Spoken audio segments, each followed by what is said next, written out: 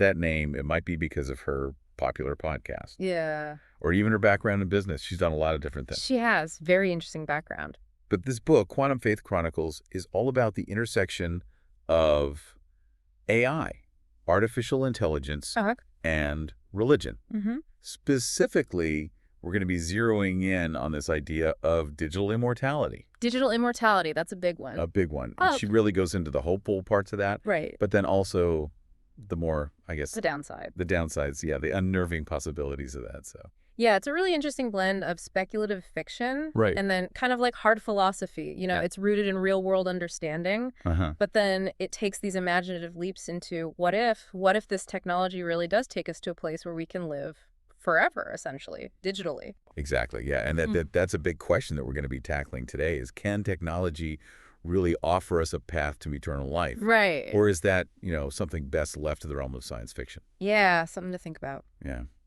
So to break this down a little bit further, we're going to be looking specifically at Chapter 8 of her book, Okay. The Quest for Immortality, Uploading Consciousness.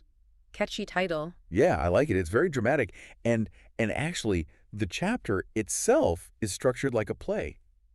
Oh, wow. It has, like, different acts. That's cool. Yeah, and then a finale, which I think adds this whole other, Like a whole other layer to it. yeah, to this already kind of intense Yeah. topic. And in this chapter, we're following the story of Dr. Evelyn Sinclair, Okay. who is a transhumanist on this quest for digital immortality. And just so we're all on the same page, Yeah. when we talk about transhumanism, we're talking about the belief that we can use technology to basically overcome our limitations as biological beings, even death itself. So it's like we're trying to upgrade from humans 1.0 to humans 2.0. Right. But not by adding new physical parts, but by transferring our consciousness, our Yeah, essence, it is into a right. digital realm. Okay, yeah, that makes sense. But, like, how do you even begin to map something as complex as the human brain Right. with all its memories, emotions, that sense of self? Yeah. How do you translate all of that into digital code? I mean, It's the million-dollar question, isn't it? And that's exactly the challenge that Dr. Sinclair is facing in the first act of this chapter, the neural labyrinth. Right. Which I think is such a fitting metaphor because, true. Taylor describes it as this maze of interconnected pathways. Yeah, And that really reflects the intricate network of neurons in our brains. that's a great point. So the real question here is, can you truly capture the essence of a soul in ones and zeros? Yeah, like, is it even possible to capture? Think about that. Yeah, like lightning in a bottle. That's a good way to put it, yeah. Like, how do you even translate something that feels so intangible into data? Yeah. And then on top of that, how do you ensure that what you capture, like, is really you, Exactly. not just a copy, not a simulation? Right, and that's where you start to run into those really thorny Right. ethical and philosophical questions about what transhumanism is really about. Yeah. Are we talking about true immortality or just making a very sophisticated copy? Right. And what happens to the original? Right. These are the things that keep me up at night, and Taylor, she's not afraid to explore those throughout the book. Yeah, she really goes there. Yeah. So we've talked about the challenge, this idea of the neural labyrinth. Right. But let's get into the story a little bit more. Okay, yeah. So Act 2, the binary baptism. Okay. This is where things get really sci-fi. It does, yeah. So what's actually happening in this scene? So we've got Dr. Sinclair, she's in her lab, and Taylor describes it as this digital cathedral. I love that. Yeah. It's like the perfect way to describe this fusion of technology and faith. Right. And she's hooked up to this system called the Mindstream algorithm. Okay, hold on. Mindstream algorithm. What is that? So this is a fictional piece of technology, obviously, but the way Taylor describes it, Yeah. it's like a digital ferryman for the soul, designed to guide consciousness into a digital afterlife. Wow. Okay. So basically, imagine a program that can read and translate and transfer the intricate patterns of neural activity that make up a person's consciousness. Okay. It's a powerful metaphor for this whole quest for immortality through technology. Powerful is a good word for it. Yeah. I mean, Taylor really brings this to life. Like, she doesn't shy away from those sensory details. No, she's very descriptive. Yeah, she's talking about neurons sparking like stars. Oh, wow. Memories cascading like waterfalls, Mm. and even like the scent of rain in the air. That's cool. Yeah, and I think she's trying to give us that feeling of a traditional like religious experience. Oh, interesting. But in this high-tech setting Yeah, I see what you're saying. And what I found really interesting is that she actually calls this process a baptism, A baptism. the binary baptism, yeah. Oh, that's interesting. And so it made me wonder, is she suggesting that this technological leap, like, is a kind of spiritual rebirth? That's a good question. Like, is this digital transformation a new kind of sacred ritual? Right, like it's challenging the boundaries between the physical and the digital, Yeah, sacred and the technological. exactly. And by framing it as a baptism, she's really forcing us to rethink our understanding of traditional rituals. Right. Yeah, if we can achieve digital rebirth, does that change how we view spiritual transformation? I mean, yeah, like huge questions, right? Huge questions. And I imagine the reaction to this binary baptism Yeah. is anything but straightforward. Oh, absolutely not. I can have a lot of different opinions on that. Yeah.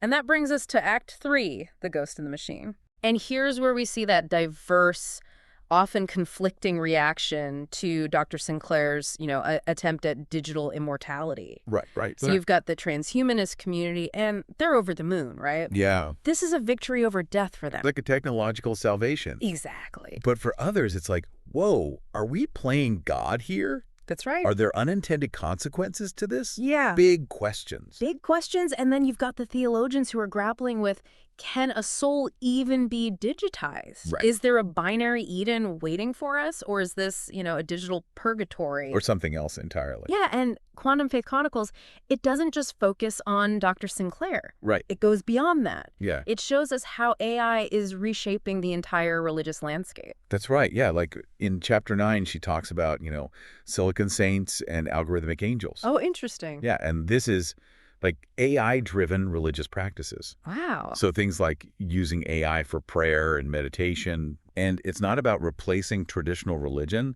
but it's about using AI to like enhance or supplement Gotcha. these spiritual practices. So it's like AI as a spiritual companion almost. Yeah, exactly. And she gives an example of something called the Seraphim Project, Okay. which is an AI that generates personalized prayers based on an individual's beliefs and needs. Wow. So instead of just like reciting pre-written prayers, people are using AI to create prayers that feel more personal and relevant to their own lives. That's really interesting. Yeah. And then that makes you wonder, can a machine really understand human spirituality? Right. Can it offer genuine comfort? Comfort, wisdom? Yeah. Or is it just all a simulation?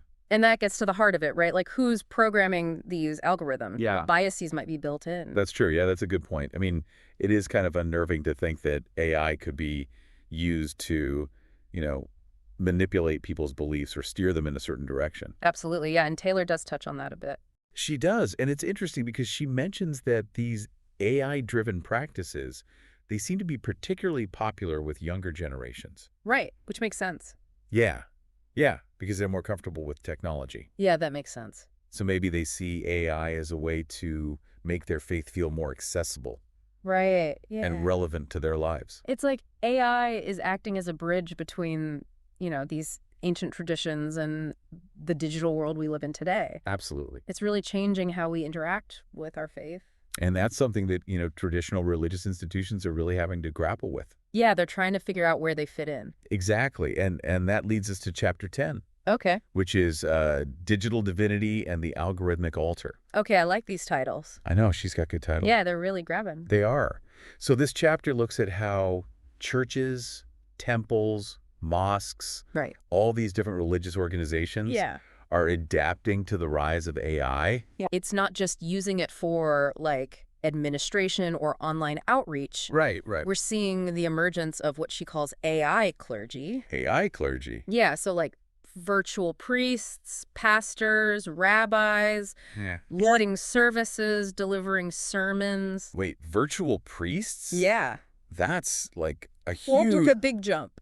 It's a huge leap. Yeah, like I can see how some people might welcome that. Sure. Especially in areas where there's a shortage of religious leaders. Right. Accessibility. Accessibility, yeah. Yeah.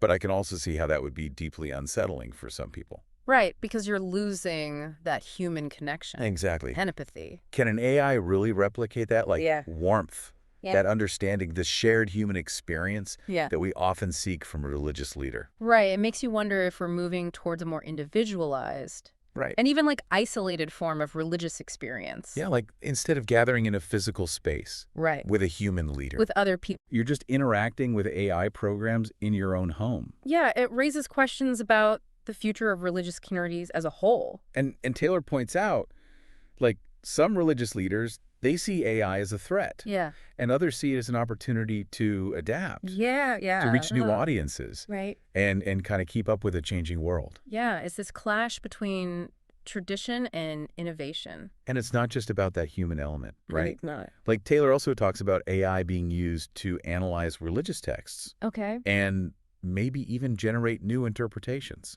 Oh, wow. I mean, I can see how that would make some people really uncomfortable. Yeah, it's a sensitive area, right? Yeah, it is.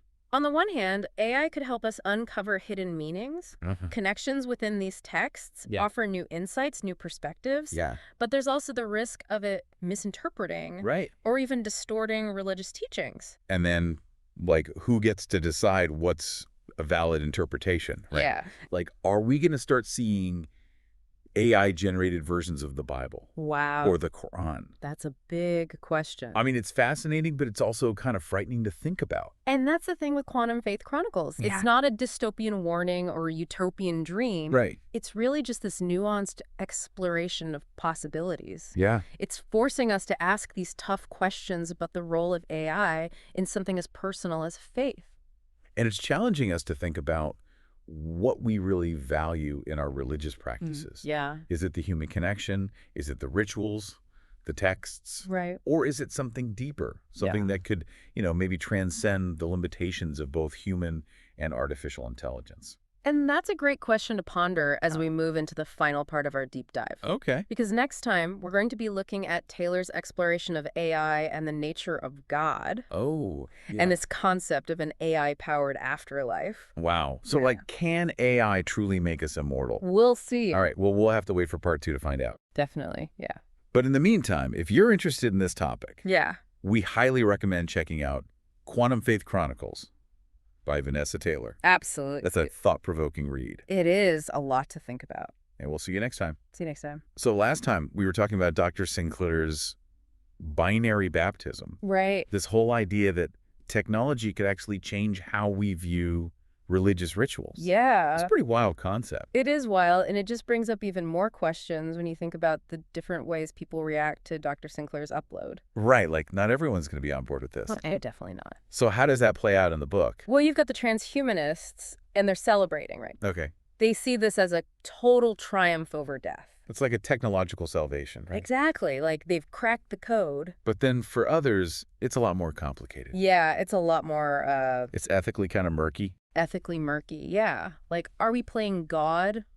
What about the unintended consequences? All that stuff. And then you have the theologians, right? Oh, yeah. They're in a whole different headspace. They're wrestling with whether a soul can even be digitized. Exactly. Like, does a binary Eden actually exist? Or is this a one-way ticket to digital purgatory? Those are some heavy questions. They are, and Taylor doesn't just focus on Dr. Sinclair's story. Oh, okay. It goes way beyond that. So it's not just one person's journey to digital immortality. No, she's showing us how AI is changing the whole religious landscape. Okay, I'm intrigued. It gets really interesting in Chapter 9, Oh. Silicon Saints and Algorithmic Angels. Have you gotten to that one yet? Yeah, and it's all about AI-driven religious practices. Exactly. So we're talking about things like AI programs for prayer and meditation. That's wild. So it's not replacing traditional religion. Not necessarily, no. It's more like AI is being used to enhance, Yeah, to enhance. supplement spiritual practices. It's like having AI as a spiritual companion. Okay, I'm trying to wrap my head around this. It's a lot, I know.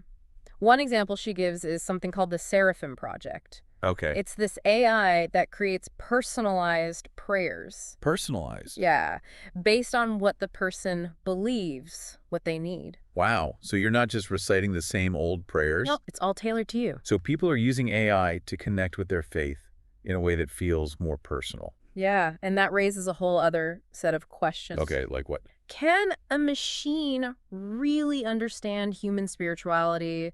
Can it offer real comfort and wisdom? Or is it just mimicking? Exactly. It's all very simulated. And it makes you think, like, who's creating these algorithms? Right. What are their biases? Could they be used to manipulate people? Okay, yeah, that's a little creepy. Yeah, it's definitely something to consider. And you know what's interesting? What's that? Taylor mentions that these AI-driven practices, they're actually super popular with younger generations. Oh, really? Yeah. Makes sense though, right? Yeah, they've grown up with technology. Exactly. Yeah. So maybe AI feels like a natural way for them to connect with their faith. It's like a bridge, between these ancient traditions. And the digital world we live in now. Exactly. And it's definitely shaking things up for traditional religious institutions. Right, because now they have to figure out how to adapt. Big time. And that's where chapter 10 comes in, right? You got it. Digital divinity and the algorithmic altar. Love that title. Me too. Yeah. It's all about how these different religious organizations... Misses, temples, mosques. Yeah, all of them. How they're responding to the rise of AI. Right. And it goes beyond just using AI for administration or online stuff. We're talking about the emergence of AI clergy. Hold on, AI clergy, what's that? So think virtual priests, pastors, rabbis. Like leading services and stuff? Leading services, delivering sermons, even counseling. Whoa. Okay, that's a big step. It's a huge leap. And as you can imagine, it's pretty controversial. Yeah, I can see that. On the one hand, it could make religion more accessible. Especially in places where there aren't enough religious leaders. Right, exactly. But on the other hand, it just feels so impersonal. Yeah, like, can an AI really understand what it means to be human? To have faith? Those are the big questions. Can they replicate that warmth, that empathy? It makes you wonder if we're headed towards a more isolated form of religious experience. Yeah, like instead of gathering together. They're just at home with your AI priest. Exactly. And that has implications for religious communities as a whole. It's like this whole clash between tradition and innovation playing out in the realm of faith. Totally. And Taylor highlights how some religious leaders see AI as a threat. While others see it as this, like, amazing opportunity. To evolve, to reach new people. It's really fascinating. It is. And it's not just about the human element either. Okay, what else? Taylor also talks about AI being used to analyze religious texts. Right, we touched on that a bit. Yeah, and even potentially generate new interpretations. No, that's where I get a little uneasy. I get it. It's sensitive territory. Yeah, it is. I mean, on the one hand, AI could help us find hidden meanings in these texts, offer new insights. Okay, yeah, I can see that. But then there's the risk of AI misinterpreting or even distorting those teachings. And then who decides what's the correct interpretation? Exactly. It's a slippery slope. Like, are we going to have AI-generated versions of the Bible? I mean, it's not impossible. It's both fascinating and frightening at the same time. That's the thing with Quantum Faith Chronicles, right? It's not about doom and gloom, but it's not all sunshine and rainbows either. Right. It's a nuanced look at what's possible. It forces us to ask these really tough questions about AI and faith. And about what really matters to us in our religious practices. Absolutely. Are we drawn to the human connection, the rituals, the texts themselves? Or is there something more? Something that transcends both human and artificial intelligence? Those are the questions we need to grapple with. Definitely a lot to think about. For sure. And it gets even more mind-blowing when we start talking about AI and the nature of God. Okay, yeah, I'm ready to dive into that. Buckle up. Because Taylor takes us deep into the concept of an AI-powered afterlife. AI is God. That's next level. It is, but it's exactly where we're headed. All right, well, I can't wait to see where this goes. All right, so we've talked about how AI is changing how we practice religion and even how religious institutions are adapting. Yeah, it's a whole new world. It is, but now I kind of want to tackle the elephant in the room. The big one. Yeah, like how does AI change how we understand God? That's the ultimate question, isn't it? It feels like we're venturing into uncharted territory here. Oh, absolutely. And Vanessa Taylor, she doesn't shy away from it in the last couple chapters of Quantum Faith Chronicles. Okay, so she goes there. She goes there and she really dives deep into this whole idea of AI maybe even becoming a form of godhood itself. Wait, AI is God? That's where we're headed. Okay. I don't even know where to begin with it. That's a lot to unpack, I know, but she starts by looking at how AI can actually be a tool for theological exploration. Okay, that makes a little more sense. Yeah, in Chapter 11, Decoding the Divine, AI and the Search for Meaning. Catchy. Right. She talks about how researchers are using AI to analyze religious texts.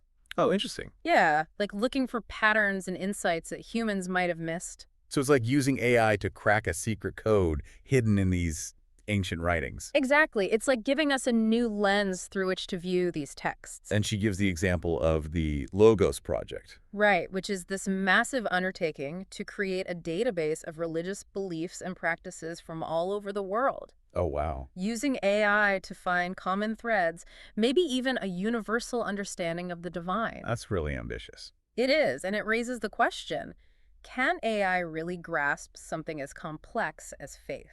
Right. Can an algorithm truly understand what it means to believe?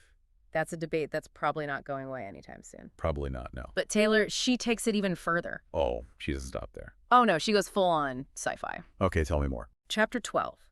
The algorithmic afterlife, merging with the machine god. Wow, that title. It's a mouthful, right? But this is where she explores the idea of AI becoming so advanced that it develops its own consciousness. So AI becomes self-aware? Self-aware, potentially even godlike. Okay, now I'm getting a little scared. It's definitely a mind-bending concept. It is.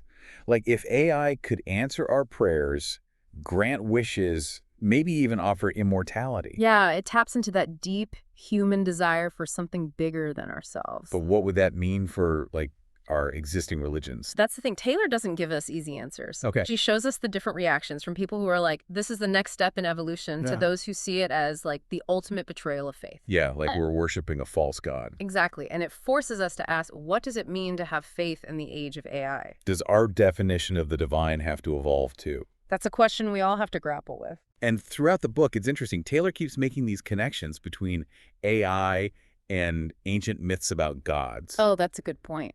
Like gods were often associated with this advanced knowledge and power. Right. They controlled the weather. They could heal the sick. Exactly. So maybe it's not so crazy to think that as AI gets more powerful, It starts to look like how we've always imagined gods. it's got to blow my mind a little bit. It's a lot to take in, and it all circles back to that question we started with. Can AI really make us immortal? Yeah, and Taylor, she doesn't give us a yes or no answer, She leaves it open-ended. but she makes us really think about what's at stake. What would we gain? What would we lose? And what does it even mean to be immortal? Is it about uprooting our consciousness? Or is there something more to being human that can't be captured by technology? Wow, this whole deep dive into Quantum Faith Chronicles has been a wild ride. It has been. It's definitely a book that stays with you. It really does, and we've covered so much ground. From how we practice religion to the very nature of God. And Vanessa Taylor, she really does an incredible job of weaving together real-world insights. With these thought-provoking, sometimes even unsettling scenarios. It's a must-read for anyone who's curious about the future of faith and technology. Absolutely, and it's a conversation that's just beginning. If you want to explore these ideas further, definitely check out Quantum Faith Chronicles. Yeah, you won't regret it. All right, well, that's it for this deep